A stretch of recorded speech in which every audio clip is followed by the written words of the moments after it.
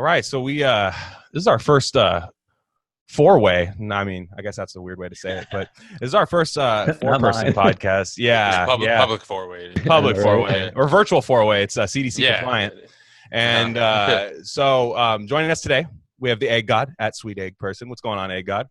Hey, I'm happy to be here. Thanks for having me. Right on. And Mr. Headache at Mr. John Butlertron. What's going on, dude? Yeah. What's up, guys? Oh, man. Yeah. No, it's good. Good. I'm glad you guys could join us today. We're going to talk a little identity politics, a little eventually it turns into a little lib pandemic talk. It always does.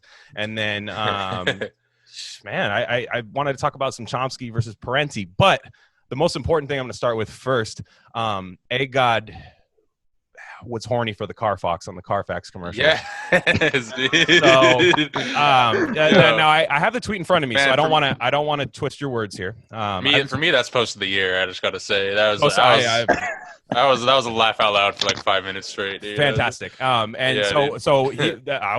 want to put words in his mouth. He said, "I am sexually intrigued by the Carfax Fox mascot." Hey God, if you could please just walk me through how we got there. Well, I've always been interested in mascots. All right. I don't know. They're so fascinating. They're just perpetually happy. I think the hamburger helper mascot's really hot too. Okay. The glove. Yeah. I don't know why I was thinking about the Carfax Fox, but can we get a clip of the Carfax? Yeah, I'll pull it up. We got to pull it. Keep going. Yeah. I don't know why I thought about it, but I find that all these mascots end up in some way looking like Pete Buttigieg, because he kind of does if you look hard enough. Whoa. Okay. Wow. I don't know where I came up with that though. Sometimes I just try to think of the sickest shit I can say, and then just Yeah, I'm pulling them up right now. I mean, I'm assuming this is a dude. I'm not. I guess so. I mean, I they don't specify, but yeah, we're looking here. I don't. Yeah, no, I mean, and look at him with the girl with the woman. She's helpless to his influence right there. You know, there's no bound out of that. I respect it. No, because and I mean, would we say that maybe the lockdown's a little aiding into this a little bit? Are you starving like the Malcolm X thing? Yeah. I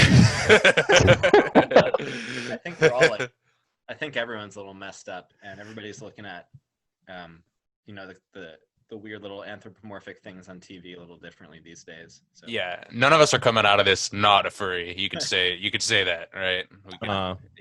Yeah, exactly. Yeah, and I'm married, so I didn't go through that. You know what I mean? I didn't have that starving period. You know what I'm saying? And so it's funny to see this stuff, because I do see people post some wild stuff. It ain't just you. People will just be like, "Yo, the mom in Dexter's lab," and you're like, "What? All right, yeah." I mean, just sure. Headache. Do you have anything on that or? I mean, I'm here. I'm starving too. I don't know. Okay. Yeah, I'm not married. It's tough out here, man. It's tough out these streets. I wasn't for the Carfax much, but these streets. I wasn't really a Carfax guy, but now that it's December, I'm kind of starting to see it a little bit. So I like it. I like A-God's gonna be at a Smith County Ford dealership buying a used car, sweating, and the guy's like, "Yeah, I got the we're ready to do the tile change." He's like, I need some water. Can I see the car? He's sweating through the shirt. Yeah. I read that tweet and I had never thought of the Carfax Fox before, but I instantly got it. I was just I was like, I get this. I'm mad that it made sense. That's what dude. Exactly, dude. Yeah. I'm mad. It would be it would be very depressing and extremely postmodern is that if anything were to actually materialize between me and the Carfax Fox, when I would actually meet the Carfax Fox in person, it would probably look like shit in the way that you see an advertisement for a hamburger and it looks amazing, and then you actually buy it and it's disgusting. Or have you ever seen those drawings? Have you ever seen those drawings of SpongeBob online? They're called Spengbab, and they're just they're really gross. SPENGBAB. I'm pulling it up. Oh Jesus God! Exactly. Everybody else has to see it now. That's horrible. Yeah. No, I hate that. Whoa. Yeah. Upper right. Dude. I mean that is me certain days, but that's SpongeBob in December 2020. Now it's something 22. Yeah, exactly. And he thinks it's ending in 2021, but But yeah, no. So Eggod, I think you just dropped it. I had a chance to read it a couple hours ago. You had an essay come out, right? You want to tell us about that? Yeah, sure. I wrote an essay on what I called the ecstasy of identity. Mm-hmm. Let me just pull it up. Yeah. I'll share it with everybody. So here you go. Oh, yeah, perfect. And so there you go. Cool. It's on Medium. Yeah, so I've been working through a couple of ideas in the past months, kind of like in the way of how identity sort of shapes our reality. I've been pretty influenced by the thought of Jean Baudrillard. I don't know if you guys have read him or watched YouTube videos about him. No. Really interesting thinker. Headache and I are both really into him, and so it's just kind of interesting to see that a lot of these sort of radical things that have been happening over the years have been kind of sort of just super commercialized and turned into, I guess, what Guy Debord would call like spectacle, right? Just like things that on their surface might seem to like an outside person looking in like, wow, that's extremely radical. Like a lot of, like a good example is there's a mural in my town that says, it's a mural and in big words it says "Eat the rich," and I'm like, well, like hold the phone. That's like in my head I picture the rich on like a plate and people are eating them and like yes. You know, but what it actually refers to is nothing, right? So I kind of wanted to dig into that about how all these things like that seem really radical, actually end up just referring to nothing at all. So it's just a lot of people acting out their maladies and their frustrations, but it's just a sign. It's just literally just signs. Kind of like the building the guillotine outside of Bezos' house, like exactly. like really, he wrote that. He wrote that really, in here. Yeah. Oh, really? Oh, yeah. Okay. It's at the end. No, it's perfect. No. Like, yeah. Literally, people are just doing it for clicks, or they want like a little 20-second clip on Twitter, you know, rather than they don't actually want to cut Bezos' head off, you know, kind of thing. Yeah. Oh, Headache and I were talking. Headache, did you want to talk about the political economy of the sign at all? Oh gosh. Yeah, maybe. Well, you actually, I want to say one thing on Bezos, or the guillotine. I think we joked at the time, Meg and I, like, you could see a scenario where like the guillotine is rolled out in front of Jeff Bezos' house, and then Jeff Bezos walks outside, and like everybody just kind of lets him go by, and he goes back in his house, and the guillotine just sits there. Everyone's like, "You saw his face, right? You saw his face, right?" Yeah. Exactly. He was tripping. Yeah. Owned, dude. Owned. Yeah. Dude. Oh man. That'd be such a funny skit. That'd be like that's the left right now, you know, or the radical, like you could say. I thought it was just the libs for the longest time, but it's like, no, it's not. That's what, I mean, it's defund the police is the same way. And that's perfectly exemplified with like, wasn't like Benjamin P. Dixon all about that life for like a good solid 2 months, and now what's his, you know, it's like his whole fucking thing's exposed, you know, basically. Not that it was ever too terribly unclear. Now he's like, we're gonna vote. Now we're just gonna vote, guys. That's vote the guillotine in, dude. Yeah. Yeah. So how do you, so like, okay, just for the dumbest, because you guys are obviously way more eloquent than we are, but even for the dumbest amongst us, like, how would you kind of, is there, besides the guillotine thing, is there another example for people that aren't into politics or something like that that could kind of, you know, vibe on that level? Or I'm trying to think, you know, but if you have any ideas, and if not, that's cool. I was just throwing it out there. I guess it's like any branding exercise, honestly. Like, think about branding, and this is like the political economy of the sign that I just brought up, where like, think about how Nike basically bought Colin Kaepernick, right? Right. Or bought the right to his face, right? Where he's basically, you know, he communicates this idea of kind of expression and liberation, which is associated with the Nike company at this point. And, you know, the check mark kind of symbolizes, or at least attempts to symbolize, based on the kind of the use of Kaepernick's face and ideas of like, you know, kind of radical liberation, expressionism. When, you know, as we all know, you know, Nike just it's like as brutal as the rest of them, right? You know, they're not very chill. They're not exactly very chill, exactly. So it's the idea that like the imagery can kind of be commodified, sort of take on a life of its own via any sort of branding exercise, any sort of like and I guess in turn that makes Nike shoes desirable, right? Like that's how you kind of commodify like a sort of social movement. Yeah, or I'm idea. well, like I am against police brutality. If I buy Roches, you know what I mean, this week, like Nike Roches or so, like this hoodie. Right. I Yeah. mean, like for me, I wouldn't buy an Adidas one. Kanye voted for Trump. You know what I mean? Yeah, Like, totally, yeah, I totally. wouldn't do that. And it's like really you're just buying. Like, I likened it to like from a consumer perspective. I was talking to somebody about it while I was like, it's almost like having a Ramones shirt. You know what I mean? Like when you're in high school and you just have a Ramones shirt, everyone's like, "You like the Ramones?" They're like, "What? Why do I have to?" You know, like they don't actually believe that in the Ramones they couldn't even name 3 or 4 songs. But I have the shirt. You know what I mean? Therefore, like it works with my checkerboard Vans. You know, and oh shit, yeah, exactly. So that's exactly it. I'm projecting here, but yeah, It was funny. I was at this indoor rock jam in Portland up here, and with this group of good friends, and all of a sudden everyone got all like quiet, and they're like, "God, dude, look over there. Do you see who that is?" And it was like some woman, and I was like, "Oh, who's that?" You know, and they're like, "That's the woman. She's the head Nike design or campaign person, whatever, for the Colin Kaepernick activism branch or whatever." And I'm like, oh, like tight, not impressed. Like I was, and I think start I building kind of, the guillotine. Yeah, we got, I think I kind of came at odds with my group a little bit because they were like, that was like the coolest thing to them, and I was like, oh, that to me, that's just the most bullshit thing I've ever heard, and you know, and like what's come of that, you know, and we've defended Cap on the pod before quite a bit, you and I, Glenn. Yeah, and no, it's 100%. like, I don't even hate and, the guy. Yeah, no, yeah, and but yeah, obviously it's very, it's you know, it's quite hollow when it reaches the corporate level and everything. Yeah, all of the problem is that all of this stuff eventually gets swallowed up by capitalism, which is, it's not even a cynical take to look at it like that. Another good example of what we call, like, you know, sign value, kind of trumping use and exchange value, is that think about how many people are so anti-Trump, or like Trump. Like a good example is, like, you know, if 2 people are going on a date, one person might say that, oh, being pro-Trump is a deal breaker, but it's just the sign of Trump. Biden is very similar to Trump. He's 98% Trump, right? Yes. But he's just not, he doesn't represent these symbolic things that are attached to Trump.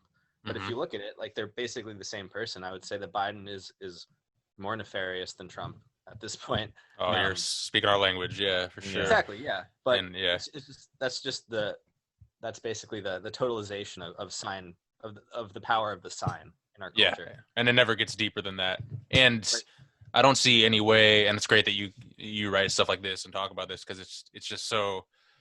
And I'll fully admit, like, my attention span is fucked because of the cell phone era, and I'm trying to like regain it and everything. And it's just I'm a little bit black-pilled. Like, I don't see our way out of this. You know, something needs to give, but it's you know, we never look for anything deeper than the sign, and so that's super interesting. Yeah, and I don't know why people like us. I always wonder, like, why people like us, not to make us special or whatever, like, we see this shit and other people don't see beyond it. You know, like, what makes us different? You know, and to not to be all like an egotistical douchebag or anything, but like, why are we wired different, where we can instantly see beyond the Nike shit, and then everyone else is like, oh my god, look at the Nike, you know, Colin Kaepernick thing, this is incredible, kind of thing. I think it's like a framework thing. You know, we don't trust the entire framework of anything that could be created within that system, basically. You didn't totally buy into positive psychology. No. Okay, yeah. Headache, what are you gonna say?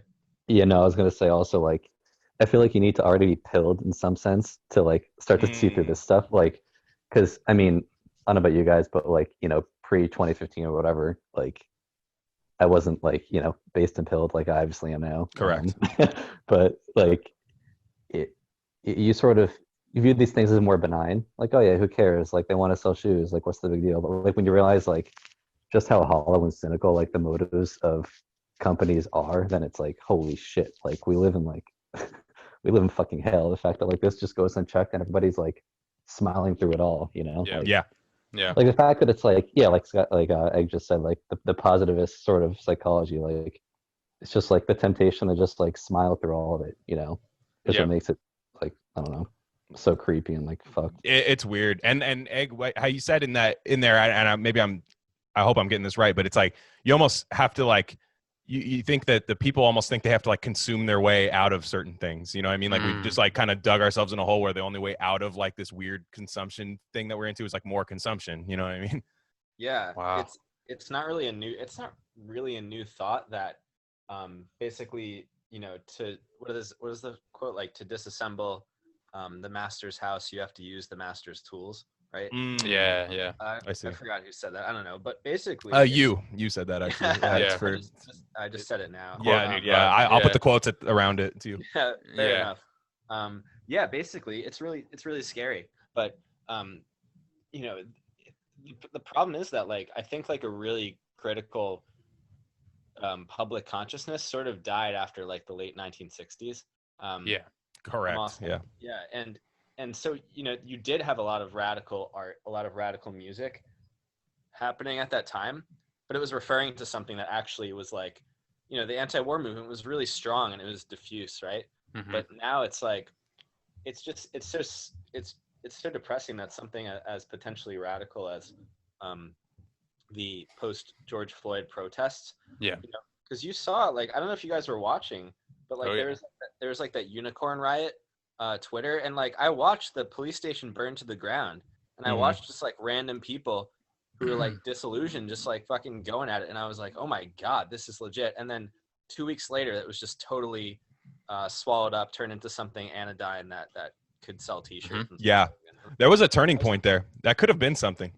That was a turning point for, like, our podcast and level of discourse too, because we were kind of, because we hate the cops as much as anyone, and we were on that tip too, and we were like, man, this is it, this is happening finally now, and then it slowly became, and I'm in Portland, so I saw the whole thing devolve into just like literally a culture war, like an identity thing, and I think a part on your war protest point, this is something I've agreed with a long time, where I remember being a kid. I remember being like 12, 13 after the 9/11 right after the 9/11 attacks and the Iraq War and everything. 14 was going on, and just really feeling so, I was like, because I loved listening to my parents' music and 60s counterculture kind of. I loved that shit growing up, still do. And I remember thinking, man, like, we're having all these crazy anti-war protests, millions strong all over the world, but the youth aren't really captured by it, and the youth culture wasn't captured by it, and also it didn't lead to anything.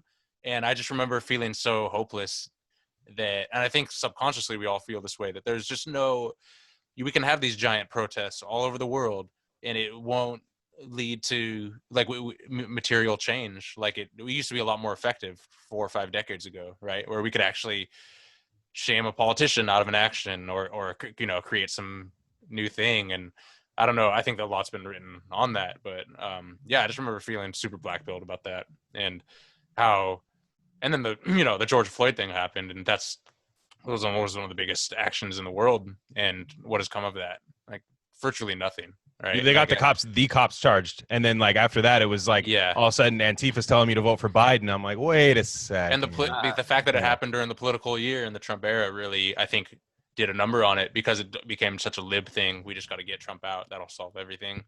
And it'll be interesting to see where it leads. And I'm not hopeless, to be honest. We need to be honest that this shit's not working, and we need some other kind of action. I don't know. Yeah, you can never be hopeless. That's the thing, is a lot of people will mistake this type of analysis as cynicism, but no, it's important that you cut through this, and it's important that you recognize that some of these things, which seem like victories, aren't victories. Because if you can't imagine, like, I guess, like, removing some, it does feel hopeless sometimes, but you have to, like, really criticize and analyze what's happening now so that you don't repeat it. Yeah. And in I a lot of feel ways, like, to some extent. Go ahead. Sorry, go ahead. No, go ahead. I was gonna say, like your point on protest and it feeling hopeless. Like, it definitely felt like that with the BLM thing, but I also feel like part of that, like, not to be too hope-filled or whatever. Like, I feel like protests, I don't know, maybe I'm too hopeful, but I feel like the idea that, it still can work, in the sense that, like, I feel like with BLM, it's like, what were the protests really asking for? They were asking for racism to end, right? And, like, I don't really think you can protest something like that, because like, when does racism end? It's this idea that exists in the head, right? Yeah, and not like, person to person. Yeah. There's nothing you can do to say, oh, okay, well, now racism's over, right? Like, like, there are so many quote unquote microaggressions that could still take place or whatever, like, Whereas like if this was like rooted in class, it's like you could say like, general strike or whatever, but like if you were all on the street saying like we're not gonna fucking like go back inside until we just get Medicare for all or something, right? Like I don't know, not saying that's gonna work, but it's like at least you're saying like this is what we need right now, right? Like, and I feel like part of the reason BLM got so much coverage and was allowed to kind of get to the level of prevalence it did was because deep down, like nothing could possibly come from it. It was doomed from the start, in my opinion. There was no concrete demand, really. Yeah, exactly. If you look at Martin Luther King, he was very, in the clouds with his analysis, and then also extremely grounded with direct action and direct demand. And he also evolved when he saw what wasn't working with his approach. And I'm saying him, but really the whole thing, right? Him and his crew and the whole energy behind it. He started the Poor People's March, and was like, all right, time to broaden this thing, time to get more. Time to bring more people in and get more organizing sanitation worker strikes and stuff legit, like concrete stuff. Yeah, that's when he got in trouble. Exactly. That was when they decided to pull the plug. Yeah, Fred Hampton bought all the housing up with all these rival gangs that didn't like each other, bought it all up, said this is housing for people, and then all of a sudden he's gone. You know what I mean? So like it's weird to see, and you don't want people to like die from it, but you realize once they do die, it was like, oh, that was going to be something. And it's also funny, I'd love to hear your guys' perspective on this, on how it's always such a conservative canard that BLM is funded by George Soros, to that effect, right? Some like boogeyman that's kind of just doing the puppet strings thing, which is not inaccurate in a lot of ways. Like it's they might have a different, they might have they might come to a different conclusion or kind of think that for a different reason. But the people that go like, no, that's not true, it's totally authentic, and it's like, well, is it, kind of thing. And so there's like a kernel of truth there, in terms of it is being cynically used, is what I'm saying, right? Yeah. And it is being by the powers that be or whatever. And the fact that you're just not going to admit that just because like a MAGA dude said it or whatever, who might happen to actually be racist or might happen to, have some dumb political takes or whatever, right? So I've thought a lot about that, and that, I automatically have to disagree with that, even though there might be some kernels of truth in there. Yeah, or else you're lumped with that guy. Exactly. You're doing the both sides thing, or something. Yeah. You really have to remove.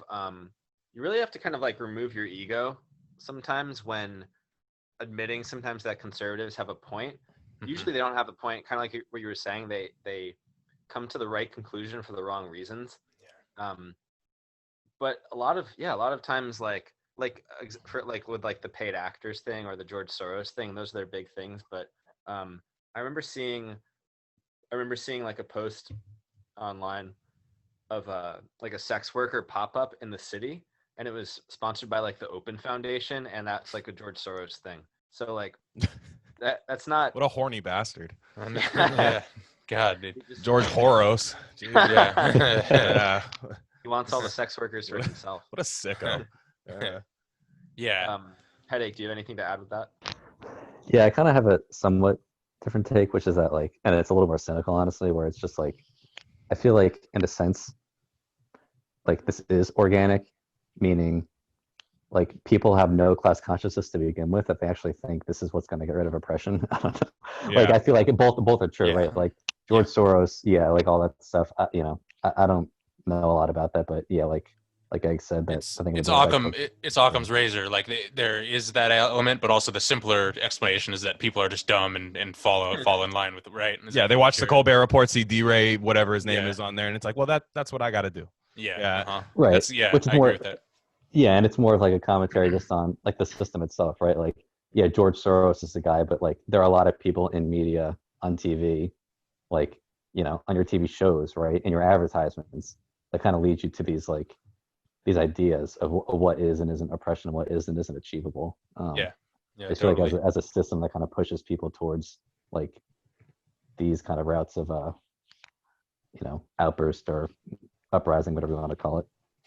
Yeah, I hear you. And like a lot of it is just like and hey, God, I remember for a long time ago I asked you about this tweet, and you probably don't even remember the conversation, but I asked you about this tweet because it really stuck. Carfax, that one definitely. But Little different this one, but you had a tweet. This is a long time ago, and I saved it. Just, I mean, not even knowing we'd ever do this, but I sometimes I use shit for reference and stuff. And in other words, I hate my job and I'm on Twitter all the time.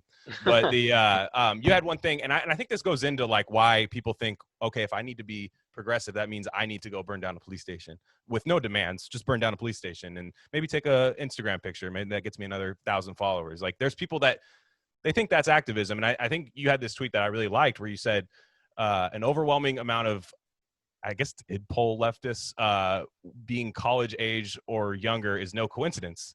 Imagine being taught a ton of sociology, philosophy by PMC managers when you're around 19 and 7 years from when you need to buy healthcare. So years from starting work or anything. So all you have at that point is education, because you're probably like a somewhat educated person, but you don't know what you need yet in life. So you're just going to go into the culture war. So I thought that was interesting. I think that parlays into this. Yeah, for sure. Genius. I mean, a big problem. I was just reading a stat today that about 40, I think 1/3 of people after high school don't read a book, and 42%. Damn it, that's me. 42% of college, 42% of people after college don't read a book. Nice. The reason why that quote is kind of relevant is because the majority of people who are doing, doing the work, as they say. Oh shit, yeah. Are in college, and they're interested in their reading and this and that. But the problem is that basically the only people who would be susceptible and open to class consciousness because they're willing to put in the work of studying and learning are people, who haven't developed yet as people, who haven't had to pay bills, who haven't had to buy their own health care, who haven't had to understand that, the precarious jobs that they have now are probably going to continue when they're 25, when they're 26, Yeah, I know. I do remember a conversation about that. Hey, do you have anything to add? I think we were talking about this a little earlier today. Yeah, I mean, yeah, and I think we talked about it even at the time when you tweeted that. Like, I don't know. I agree. It's like it's just like before you're beaten down by reality, And we were actually talking about Egg and I earlier. Like, this is sort of a digression, but like what you guys were saying earlier, like, why don't people see this? Like, how come nobody can see it? And it's like, we're debating, like, was just our social surroundings, like, kind of our IRL friend group, like, we all kind of talk about this stuff and we get to these conclusions together. So we're kind of like thinking this way, but would we have gotten there on our own if we just kind of experienced reality without reading anything or talking to anybody else and just seeing like, wow, I'm getting fucked by like my boss, my company, like, my healthcare has gotten way more expensive at my job since I've been there. I've been working way more hours for the same wage, right? Like these are all things that are happening to me and everybody else.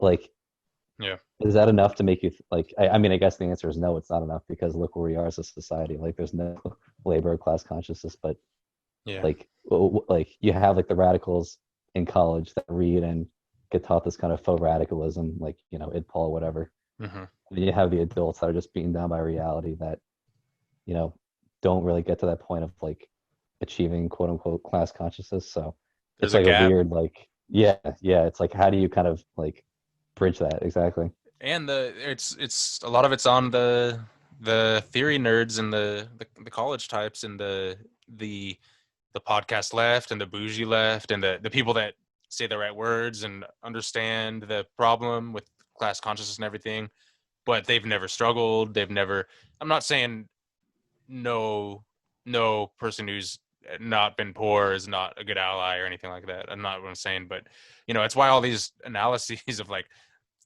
Nathan J. Robinson and Chapo Trap House to a large extent and everything just fall flat, and normal people don't resonate with it. And it's because there's almost an inauthenticity to it that you can't shake almost, I feel. And until you've experienced, a lot of these issues firsthand, I think that's a big reason why that gap exists, is the language is there and the words are there, but the feeling and the connection between them aren't. And maybe this has always been a problem in various forms for progressives or for people that want to enact change in society. I don't know if you guys have any thoughts on that, but yeah, that's a good Yeah, that makes a lot of sense.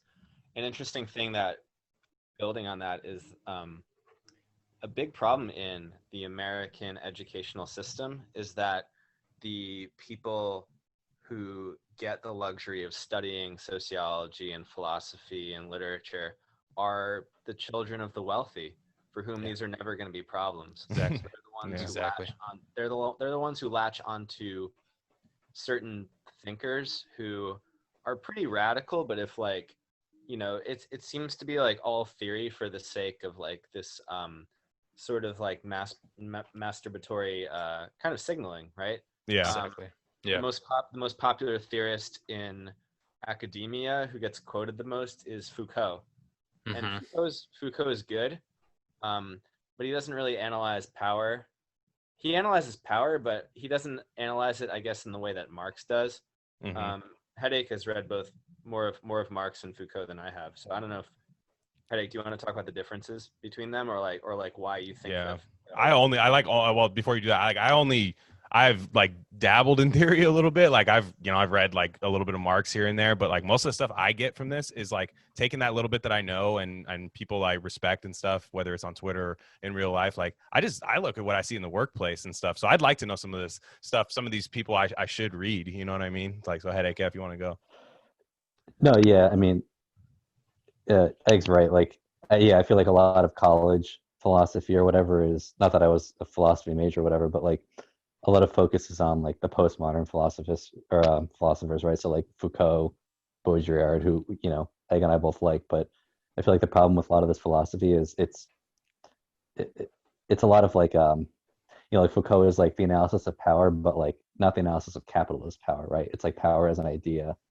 Yeah. It's Baudrillard very is like amorphous, right? the It's sign. very, Yeah, it's yeah. very amorphous, exactly. And Hmm. like I feel like unless you have like a Marxist kind of grounding, or like not Marxist like, oh, I'm like a Marxist theorist or whatever, but just like like Glenn, like what you were saying, like you get it, like, right, like you get that, like you're being fucked by like the corporations, right? Like Yeah. that's who's fucking you. And it's like they're nice compliments to that analysis, but You could like be a I feel like Marxist when you without go in, never reading Marx. You could just understand yeah, why you're being fucked. exactly. Yeah. Yeah. Yeah. Totally, no, Yeah. totally, like it's not that complicated. Yeah. You're right. Yeah, but like we're with like we just have like these postmodern like kind of amorphous like philosophers and these thoughts, like it can kind of lead you to nowhere, or like lead you to IPOL in a lot of cases. Yes. And it kind of has So with Foucault. Not saying he's to blame, but kind of the academic bastardization of him has absolutely led to where we are now in academia with IDPOL and everything. Would you say that's fair, or part of it, or no? yeah, no, totally, Yeah. totally. Like, I mean, I don't know. I think Egg, you were telling me about this, how like in economics courses, like Marx is brought up as like an afterthought when like he's Mhm. probably the most influential economic thinker of the past 200 years, right? Yeah. Like, Yeah.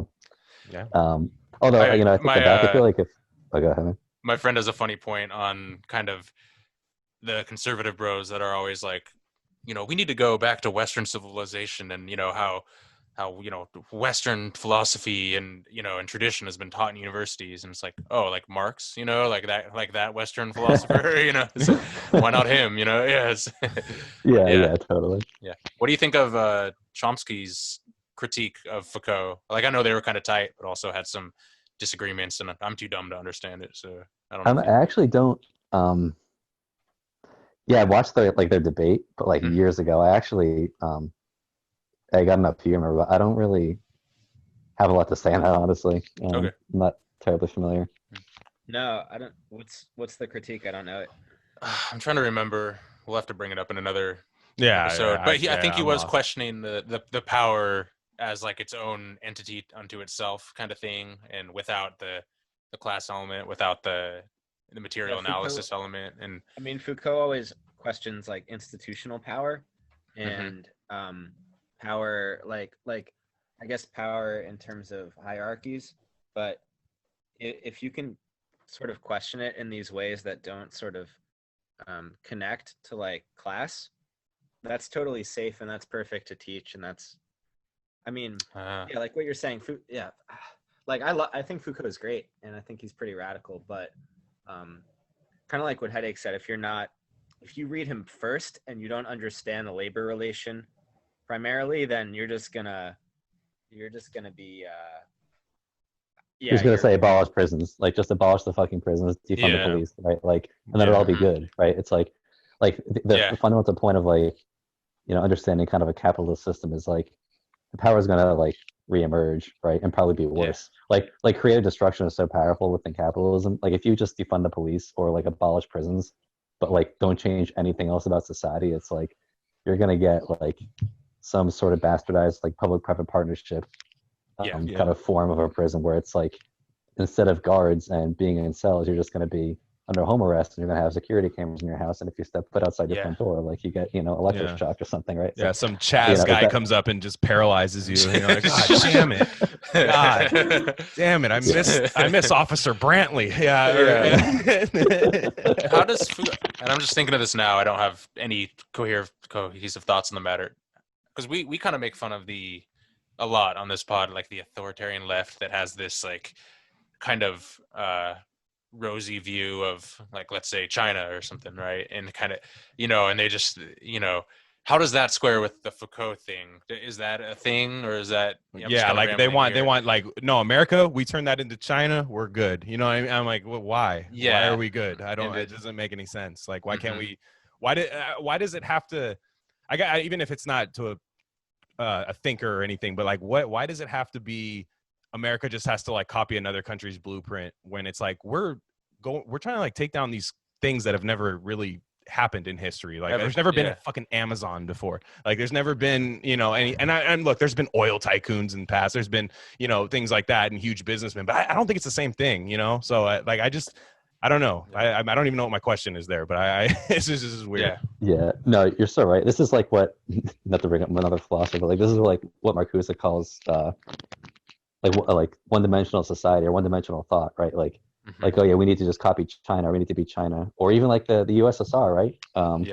Like copy, we need to have another Lenin, another 1917 or whatever. Yeah. Like it's so like cringe this to me. idea that like, It's like, because it's like the idea that not that the strategy of organizing labor isn't useful, obviously, and like making demands from the ruling class, but like the idea that like history is somewhat static and that like you can apply the same strategies from 100 years ago to today. You can take societies that exist today and just apply them to our own. Like you're thinking about like reality, right? It's like we need to work within reality. Like you can imagine something different than what has been tried in the past 50 years or what is actually existing now. That kind of gets, is it more like thought experiments, honestly? Like, I mean, at the end of the day, like our best hope is to like, like I was listening to your guys' last episode, like get like Medicare for all, like if we at all can, it's like like these are like such big picture kind of like steps and conversations. But it's like you don't need to just take. It's like you're looking within the circle, right? The circle of like what does exist in reality, but it doesn't just because it exists or doesn't exist doesn't mean it is or is not possible. Right? There's a huge lack of imagination on the current left or whatever. Yeah. I like, 100%. And I don't even think they want that. That's the thing. There's no way you grew up in America I'm 30. You grew up in America for 30 years, and you're just like, I want Soviet Russia.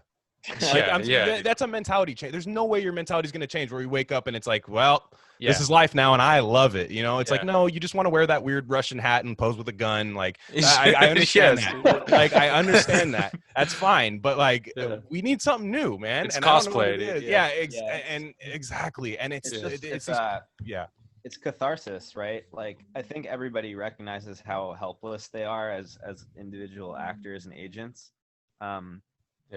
Like I really do also kind of cringe when I see like the epic like Leninist stuff. I'm just like has the labor relation has been so fucking mystified since 1917. Yeah. Are you kidding me? Like nobody sees himself as a worker.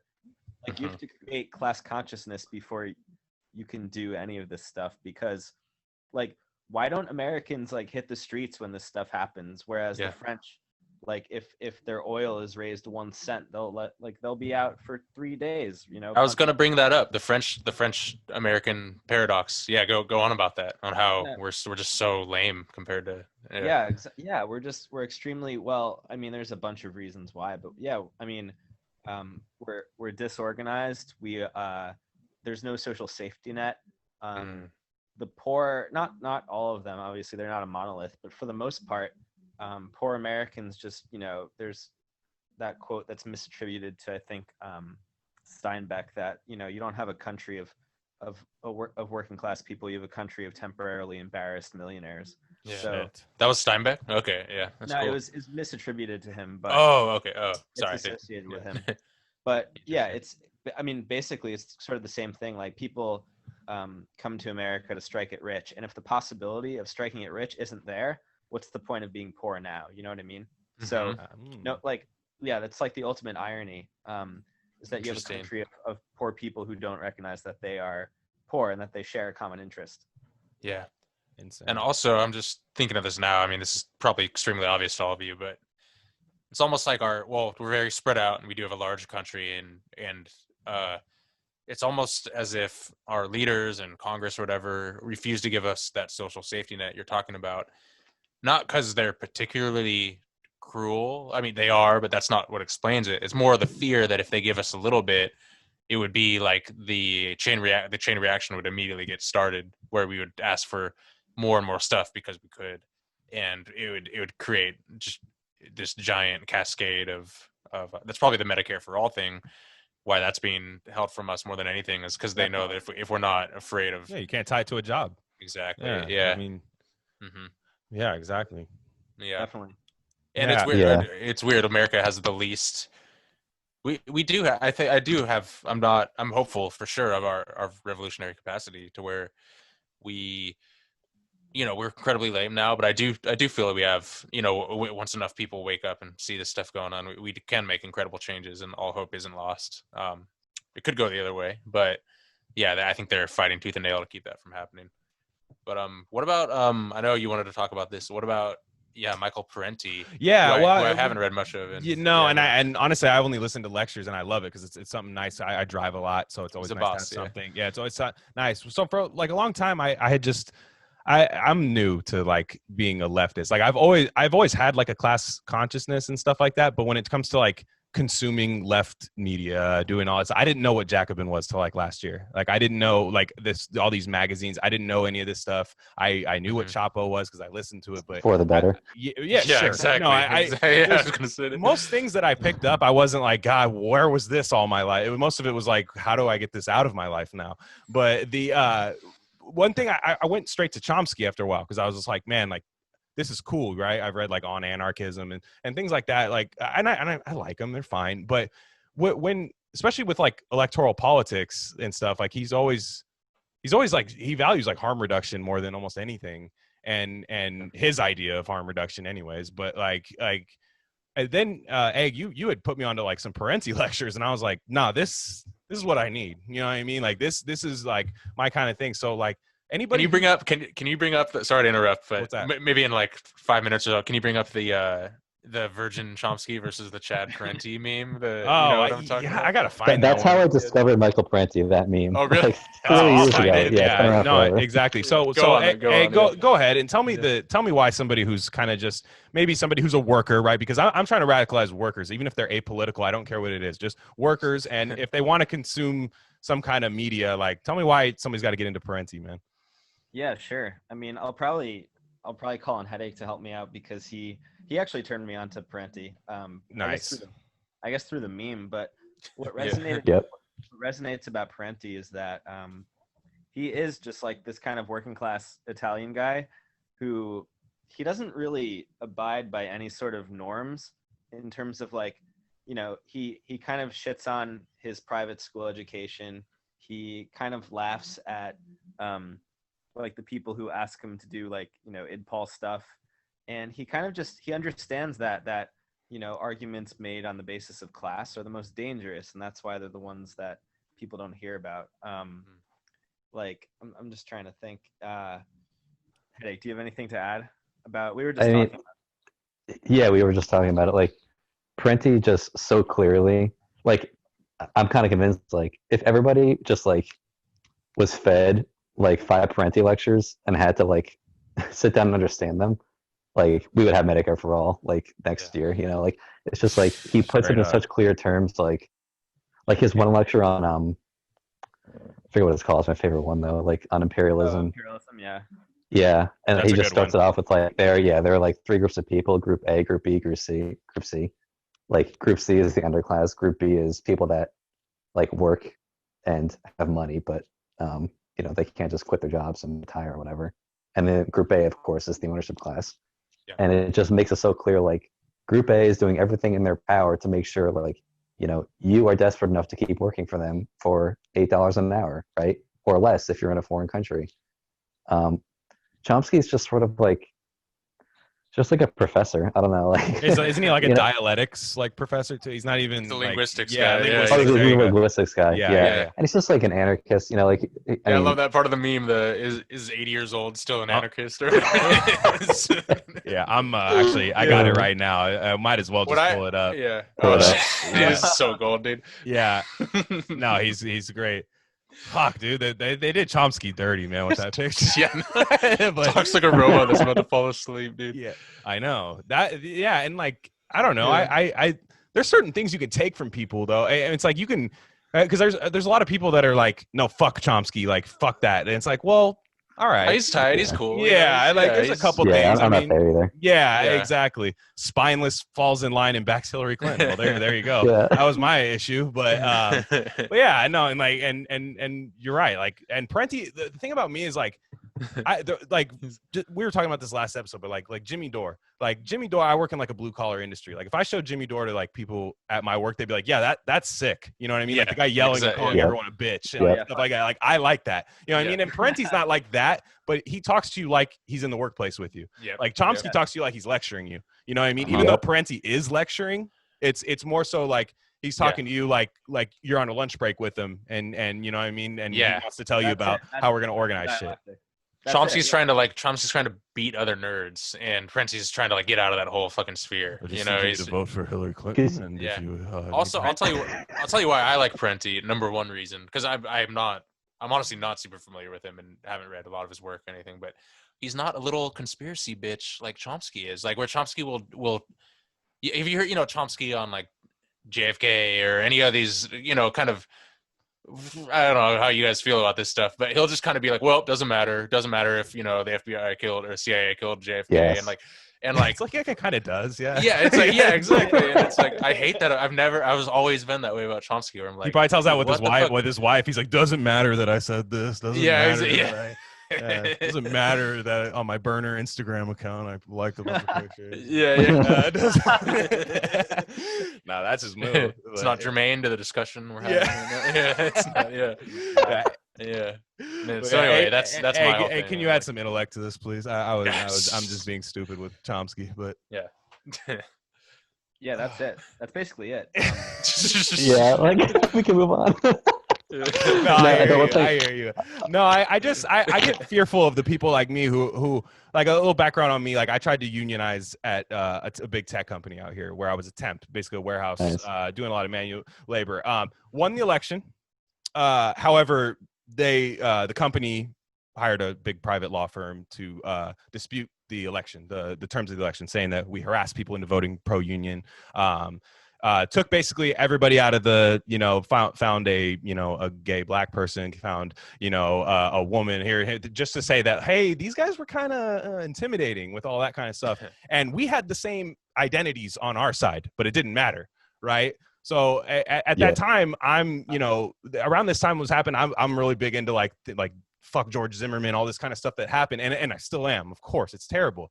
But I started to realize it's like, no, they're pushing that shit so we don't ever try to like work together with anything. You know what I mean? And basically, long story short, what the company did was they just strung that case out. We were on 2-year contracts as temps. So they strung that case out to where anybody who was doing any heavy lifting for the organizing, their contract was up. And then after that, just basically the balloon just popped. And then you just hire a bunch of other people. So I realized at that point, I'm like, man, we got fucked by basically capital using identity politics against us. You know what I mean? And you'll never win that battle. So that was always why I kind of pushed me even more. I don't want to say left, because what is that even anymore? But it pushed me more that way to really be a materialist. Yeah, identity politics has the interesting thing about identity politics is that it started out, I guess, at a good place. Like, you know, you can use your identity to understand that people with, you know, like, have you heard of like the matrix of oppression, where you kind of look at other people's oppressions and you're like, okay, like I'm white, but I'm not wealthy. I'm Jewish, but I'm not Christian. So I have as many oppressions as somebody who is. Is that kind of like intersectionality points? Yeah, exactly. Yeah. But that's kind of been perverted in a way to undermine solidarity. I wrote an essay on this that I talked about with the Fed Post a few months ago.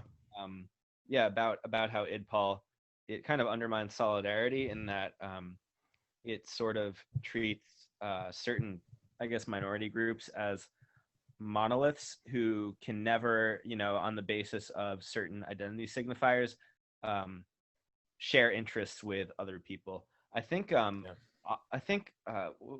of the guys who writes for Twink Rev had a really good tweet. Otter.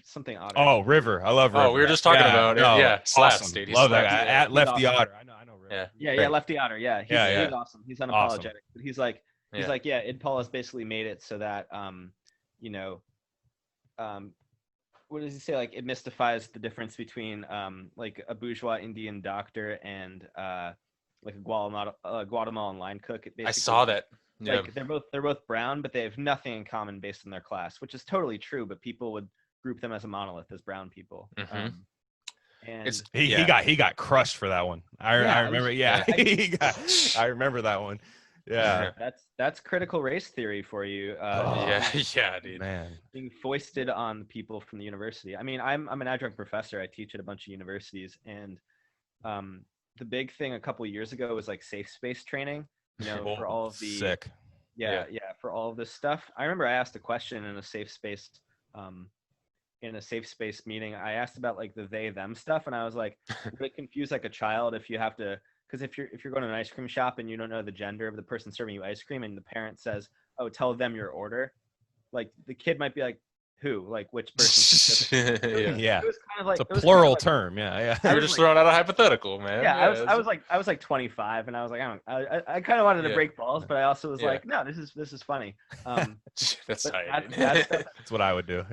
That stuff has been replaced by the I guess like anti-racism training, which is kind of like what Headache was saying. Like, you're never going to be able to treat racist. You're never going to be able to like, the way racism is treated is as this. It's like this this disease of the mind that has to be destroyed with tons of like conversion therapy for like homosexual shit. Like, it's like they want to do that almost. You're like, what the hell? Yeah, because there's nothing. Sorry to jump in like real quick, but like there's no, like, we don't have Jim Crow laws anymore, right? So it's like they're racist. Like the racist laws that exist are like laws that disproportionately impact people of color, which happen to be poor people, right? Like those are the racist laws that exist now. So it's like, and it's more of it's a neoliberal thing too, more than anything, I feel, right? Those kind of overarching, overbearing policies. Of course, totally. Yeah, and so it's like like where we're at now, like you can jump back in, but it's like you're asking to correct behavior. There's nothing policy wise that's like this law says black people or brown people or whatever can't do this. Maybe immigration is something, I guess, but like, sure. I mean, borders are still mostly open. But anyway, sorry to cut you off. Oh yeah, no, I don't remember where I was. Well, I love how like nothing got my dick harder more this year than we're kind of cutting it there. Just that. Yeah, I just wanted to hear that. Yeah. But Carfax. Yeah. No, seeing every minority group shift in favor of Trump for this election was just such a lib own to me. I was like, fuck, that's hilarious. Like, I knew that would kind of happen, but I didn't know it happened. I saw it coming. Yeah. I don't know what happened. Like, I don't know, every fucking group would like shift like that. And like, maybe you guys could talk about that. Yeah. He's fighting for $2,000. I just seen today. He's like, hey, this 600 ain't gonna do it. We're giving all this money to these fucking countries that, like, he didn't say Israel, but okay. You know what I mean? Like, he didn't mention the 500 million to Israel, but you know, he's got to knows where his bread is buttered. But he said, like, he was like, he went for like 3 minutes, giving money to Guatemala. We're giving money to Costa Rica. we're giving money to Venezuela. It was like Mambo number 5, like almost, or like Freaka Leak or something, where he's just naming all the girls' names. A little bit of Guatemala. Yeah, yeah, exactly. And he was just going on, and like I'm like, if I'm like, and I'm not gonna put myself in the shoes of anything I'm not, but like if I'm just a single issue voter, I'm like, yeah, I'd rather have $2,000. You know what I mean? Like I'd rather have that than fucking the $600 bullshit. But then they're getting caught up in these corporate liabilities, which I'm sorry, were the Democrats trying to stop corporations from being sued for or you know what I mean, for coronavirus? Like I never saw that. So I understood. I saw it coming. I work in the construction field. I saw a lot of people going like, dude, I fuck with Trump, dude. Like I don't fuck, I do not fuck with Biden. And they're Mexican, they're black, Asian. Like I've seen it happen, man. It's like, dude, it's the Biden shit isn't as popular as it is on TV. And without COVID, I don't think he would have won. So yeah, it's crazy. Facts. Yeah, I agree. He definitely would not have won if not for COVID and the the second Great Depression that lasted for like 3 months. But yeah, actually, ironically, my friend who's a bartender and who's Latino just DM'd me the Washington Post article with the Trump stimulus thing, and he gave me like the eyes emoji, and I was like, yeah, dude, like anyone who's a materialist is like, people remember that they got burned by Obama in 2008. And that they didn't see shit for it. Trump, at least, if it wasn't Trump, it happened under his administration, right? That people got $1,200 and they got more money added to their unemployment. Like that happened under Trump. And not to say that it was Trump's doing, but like, I don't think like a neolib technocrat would have, gone for that. No, I love Obama didn't give a shit in 2008. Like, like there was no check, or even foreclosure forgiveness, like sure wasn't. Yeah, no. And I mean, there's foreclosure forgiveness now. It's not even a housing crisis. And like you were saying, it's like, it's not just a Trump thing, but I mean, Trump's president. That's all that matters. Like in terms of the voting population, right? Yeah.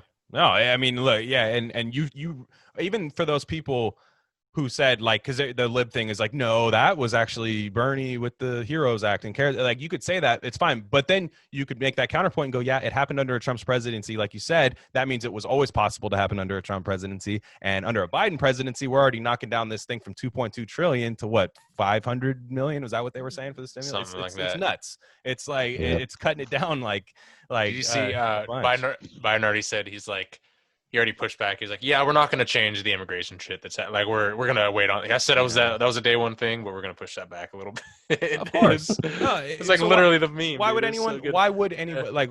I don't know. They take all this stuff for granted, and I think like how we're all saying this, like being like a materialist and wanting something material, it blurs political lines. Like that's the coolest part about it. To where a lot of people don't get it. Like I see a lot of people, and maybe we can get into this a little bit, but like. A lot of people on like the traditional left, you know what I mean, that still are just like, no, we need to vote, we need to get all these progressives in the House.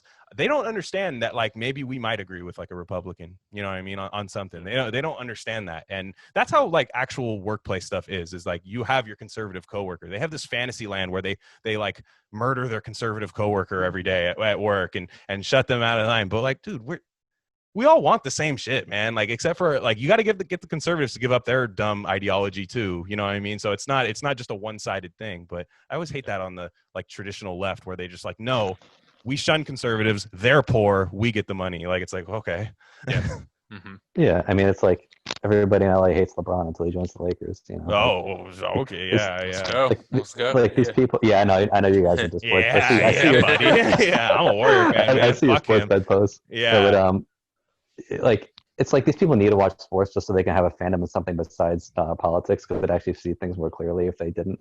Yeah. Wow, that's a great point. That's a great take. Yeah. Love it. I'm gonna use that when the TV channel has to get changed at my mom's house. Yeah. Mom, I'm doing big work here. Yeah, this is parlayed. I don't want to watch Jake Tapper. I'm watching this. Yeah. I'm gonna use that. Yeah. That's good. I like Jake Tapper. It's like, it's just like, it's like being Egg and I are from New Jersey, New York area. It's like, and I mean, I guess it's true in LA too, but like you have more than one sports team, right? It's like you have the Jets and the Giants. Right? Oh yeah, like, yeah.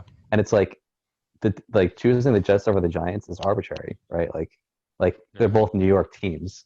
Like they both represent, like to any extent that sports fandom isn't arbitrary, you can at least say, oh well, it's my city, I support my city.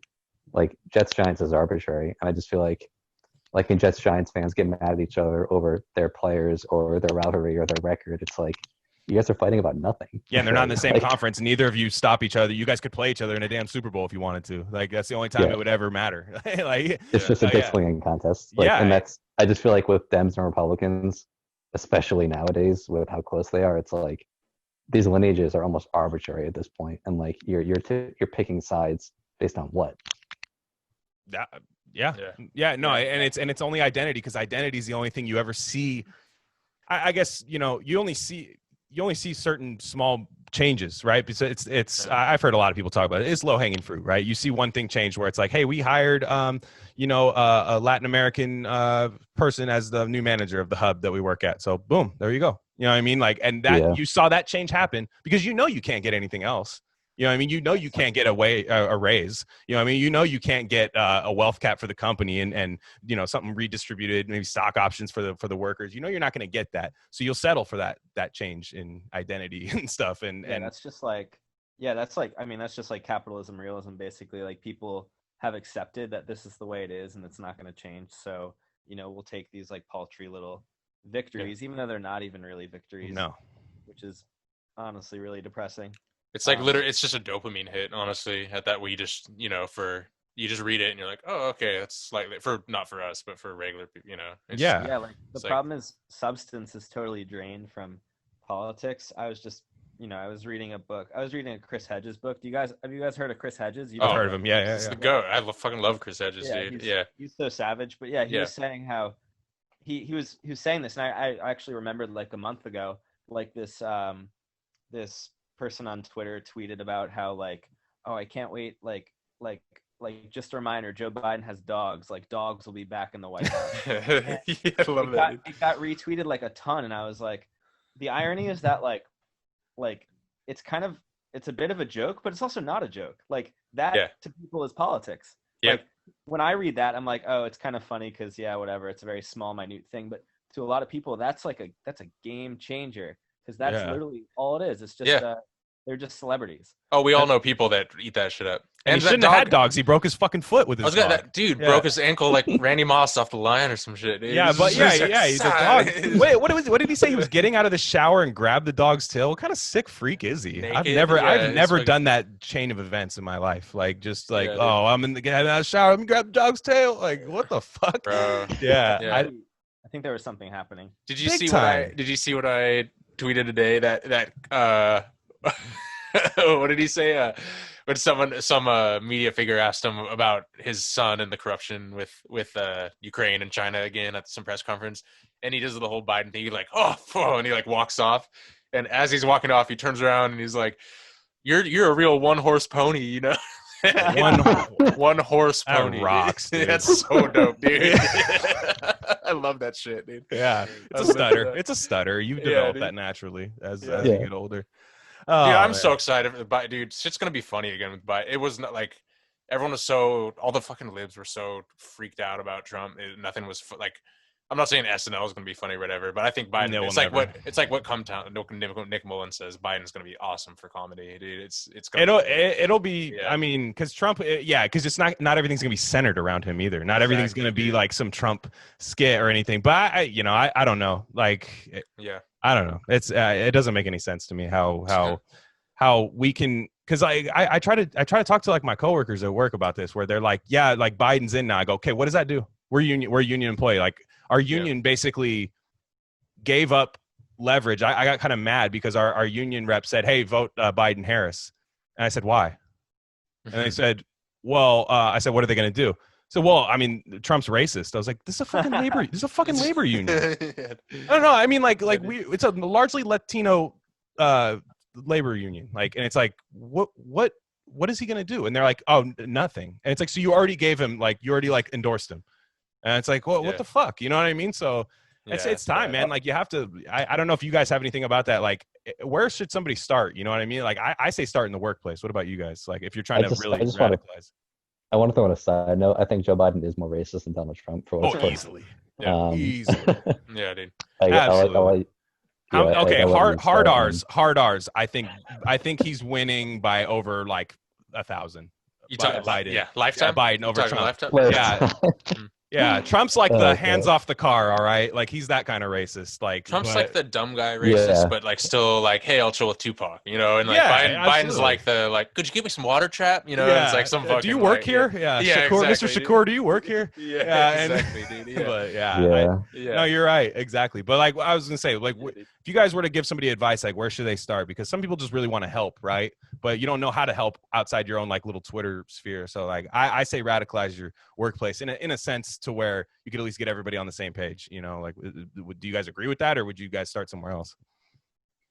Yeah, I mean, I guess just like talk to people and try to figure out what the big problems in their lives are.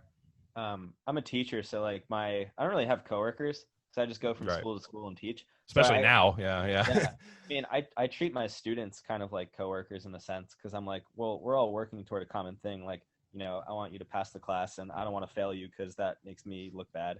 So we're all kind of on the same page. But yeah, whenever I talk to them about the political and stuff, I always ask them like, what's the biggest thing facing you? Like, and a lot of them will say stuff like, tuition hikes. I'm not seeing anything for my money.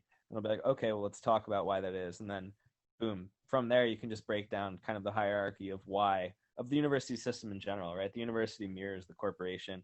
There's a board of directors. There's a president with a bloated salary. There's tons of administration. And I basically tell them, I'm like, do you guys know how much I make? Do you know how much of your tuition goes toward me? And it's like, actually, if I'm teaching 20 students, only about 150 of their dollars individually are going toward me. I'm like, where's that money going toward? And I'm just like, it's going up, just like all of this shit. So I just tell them right off the bat, I'm like, capitalism is the same as slavery, is the same as feudalism. It's just like, you can see it, just make the fucking triangle chart. And then from there, yeah, I try to get them to apply that stuff. But it's hard because you really have to, especially with teaching students in the system, like you really have to kind of get them to move away from the neoliberalized version of education where they're just trying to get grades and this and that. I'm like, no, I want to teach you stuff that's useful. Retain knowledge. Yeah. Yeah. No, I hear you. Yeah, that's incredible. Yeah, it's been my project mostly. I mean, I'm kind of lucky in the sense that I get to do that with young people, and I find that the kids they're open to a lot of ideas. I teach at public schools mostly, so I don't get a lot of like if I taught at a private liberal arts college, I would probably get a lot of pushback because for sure. I'm not very PC, right? Like sure. I'm not PC in the Republican way, but no. And it's so ironic too, everything you're describing and how how the university is supposedly, it should be a safe haven from all this stuff, and it's literally the exemplary. It's the example, it's the administrative bloat and everything getting sucked off the top, and it's pretty incredible. And a small minority of students and teachers have the courage and the wisdom to criticize it in the moment, right? And I have some history with like my university as well, and I noticed like everyone's willing to criticize it in private, but then everyone still wants that check, everyone still wants that tenure, even though that's tenuous these days and that's going way down, right? And it's not guaranteed. And and like you said, you're an adjunct professor where they're making everyone like a labor, even education's like a labor thing, like right? Gig like economy. Yeah, exactly. And so it's pretty sad, but that's rad you're breaking that down within the system. I mean, it's sort of what you have to do. And the interesting thing about being an adjunct is that you're so precarious that it doesn't really matter. Like there's no real oversight. Like the interesting thing is that at one school I've taught at, I haven't been observed in like 4 years because like there's no it's totally bizarre. But even tenure is kind of going away. An ironic thing about we could talk about like language and the fact that words don't mean anything anymore. One school I teach at, 30% of the English faculty who had tenure have just lost their jobs because of shit. So I had what does tenure mean, right? Yeah, exactly. Yeah. And I had like a mentor in college that who was tenured and who was a strong fighter for tenure. It went from like 90% rate down to 20% in current era. And talking about how really it's a breach of academic freedom more than anything, where everyone's scared to speak out and speak what's on their mind, and tenures existed in some certain forms for centuries, basically, right? It's literally it's a very, very strong historical system that's protected, and it can be abused and everything, of course. But yeah, it's an interesting phenomenon how it's going away. Yeah. Yeah. Headache, what about you? Where would you start, man? If you were, I mean, it's kind of a tough question, but I mean, if you were to tell somebody, man, if you pass your knowledge on to somebody, where would you tell them to go with it? Oh man, and no, it's such a hard question. It I is. think my like strategy usually is because I mean, like I can't help myself. I just like talk about the stuff to everybody, like in my friend and Have to. family circle, like just because yeah, it's like all I really care about anymore. But like you know, what I try to do is it's like I don't bring it into like capital P politics, like oh the Democrats and Republicans, or like even saying oh like none of them are your friend, man. Like it's the whole system. Like I try to stay away from that and just talk about like I think that the only thing you can do in a society like this is like get people to just understand that like you shouldn't have to work harder for the same amount of money, right? Like you should be paid for that. Yeah. Yep. Why should you be paid for that? Well, because anything you don't get paid is going right to the bottom line. And if you don't own stock in the company, then you're not getting that. Like, and that's like, you know, like basic kind of, you know, like Yeah. Marxism 101 sort of thing. But like, it's, I don't know. It's like, I feel like some people don't fully grasp that, even though it's kind of obvious. Like, oh, well, if I'm, you know, if I'm producing way more this year than I was last year, and I'm getting, you know, a 2% raise, right? Like, well, where did the rest of that 20% increase in output go?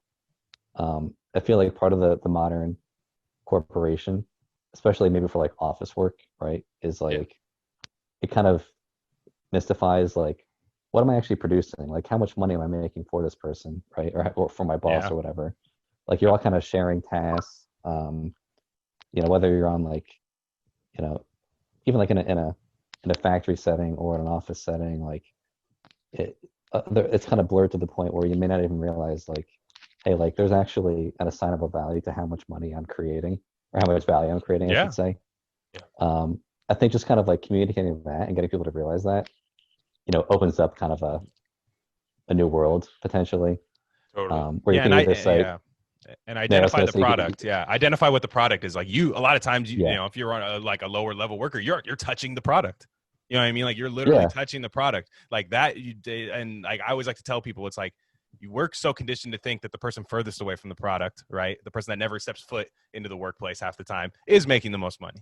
You know, and a lot of people are good at that because they watch something like Shark Tank and they're like, I can do that. You know what I mean? Like I can become that person that creates that and then pushes all this bullshit onto my workers. Like it's kind of like a cyclical thing. So I do try to break that because even people like, it's the weirdest thing when like workers push back on that. They're like, yeah, but you know, like they started it and they put their neck on the line and all that kind of, it's like, you realize like they are further away from poverty than you, no matter what you say. Like, you know what I mean? Like you can be like, you basically pounded into the ground at any moment. Like it's a struggle. I a lot of times where I work is it's tough. It's tough to convey that to some people because you really, they're like super capitalism poisoned. Like even if they don't know what capitalism is, you know, like it's nuts. Totally.